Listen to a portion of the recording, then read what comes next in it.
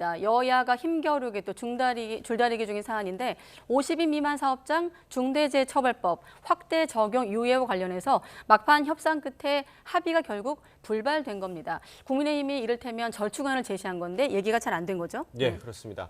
국민의힘은 그동안 민주당이 요구한 산업안전보건청을 규모를 줄여서 2년 뒤에 개청화돼 법 적용도 2년 유예하는 절충안을 제시했는데요. 민주당이 이를 받아들이지 않은 겁니다. 네.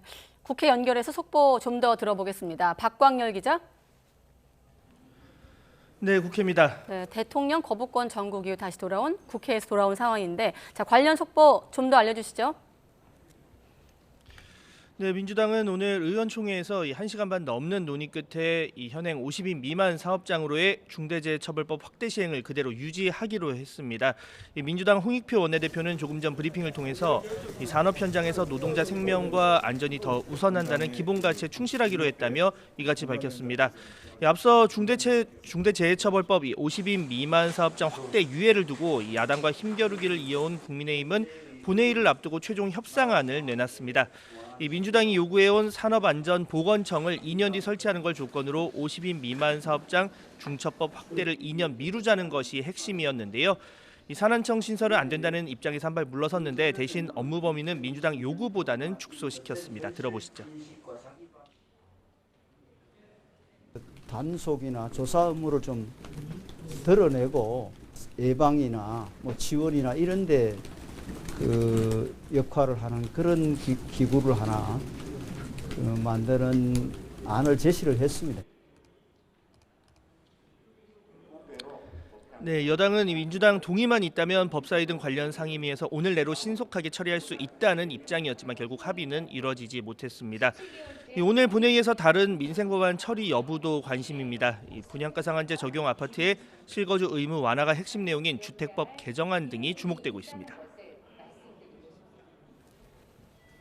네, 여야 총선 준비 상황도 보겠습니다. 여당에 이어 민주당도 철도 관련 공약을 발표했죠? 네, 그렇습니다. 오는 4월 총선 격전지로 꼽히는 수원에서 국민의힘 한동훈 비상대책위원장이 직접 이 철도 지하화 공약을 발표한 다음 날 민주당 이재명 대표는 신도림역에서 취재진 앞에 섰습니다. 각종 철도 도심 구간을 지하로 옮기고 그 부지에 주거 복합시설을 개발하는 내용의 공약으로 맞불을 놨습니다. 사업성 조사와 용적률 특례 부여 방안을 거론하며 도심 유권자 표심을 공략했습니다. 들어보시죠.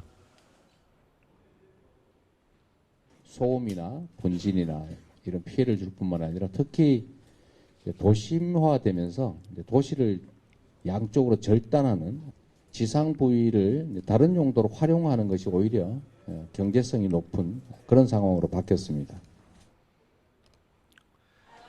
네, 문제는 재원 마련에 여전히 물음표가 달려있다는 측면입니다. 여야 모두 철도 지하화로 생기는 공간 개발에 민간 사업자를 참여시키면 충분히 사업성을 확보할 수 있다고 한 목소리를 냈지만 구체적인 재원 조달 방안은 밝히지 않았습니다. 이 부동산 경기 침체나 사업성 편차에 따라 자칫 첫 삽을 뜨기도 전 자금 조달에 빨간불이 켜지는 지역도 생길 수 있다는 우려가 적지 않습니다. 이 총선용 공약이 잇따르는 가운데 이 개임의 규칙인 선거구 획정과 선거제 문제는 여전히 안개 속입니다.